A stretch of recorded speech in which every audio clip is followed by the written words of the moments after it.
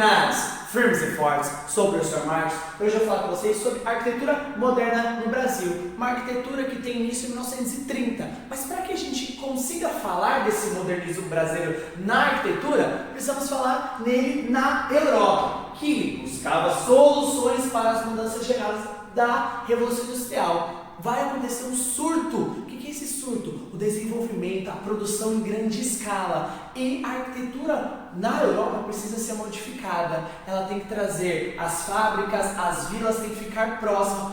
Para quê? Simplesmente para o trabalhador ficar próximo do seu trabalho.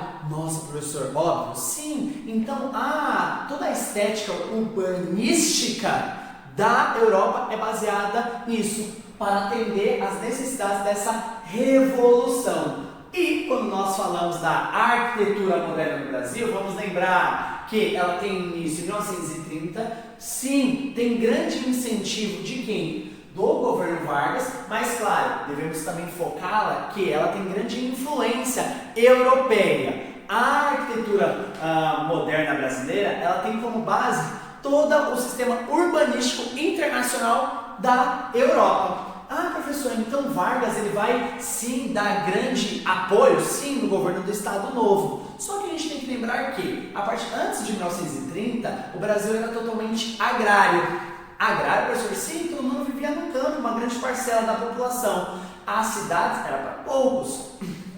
Vai acontecer o quê?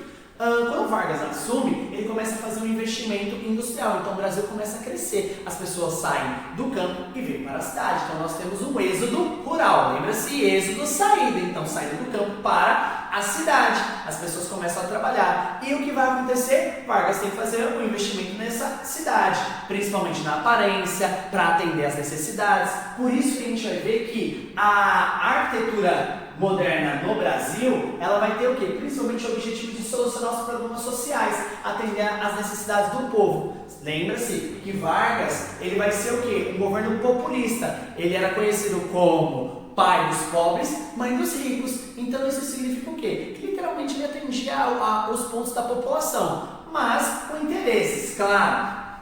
Então a gente vai ver principalmente pontos importantes. Que a arquitetura moderna no Brasil ela tem grande influência baseada ali na Europa, o sistema urbanístico, o seu grande incentivador vai ser o Vargas.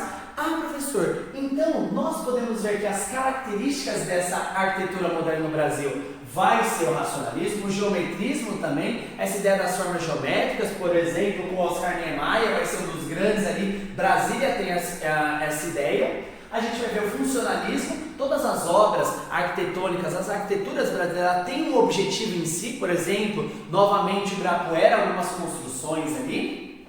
E a gente vai ver também os ornamentos. Professor, mas quem vai dar essa base? A gente vai ver principalmente aí que durante esse momento de 1930, nós vamos ver duas características ali arquitetônicas, o neocolonial e o modernismo. Esse embate entre os dois, porque um buscava aquela ideia mais colonial, aquela coisa mais estruturada, só que o modernismo ele queria algo mais rebuscado, algo moderno. E a gente vai ver o Gregory Aschavink, que vai fazer uma das grandes influências dessa arquitetura com a casa modernista. Tem lá o nosso querido Lambrance, que vai literalmente também influenciar. E nós vamos ver um dos principais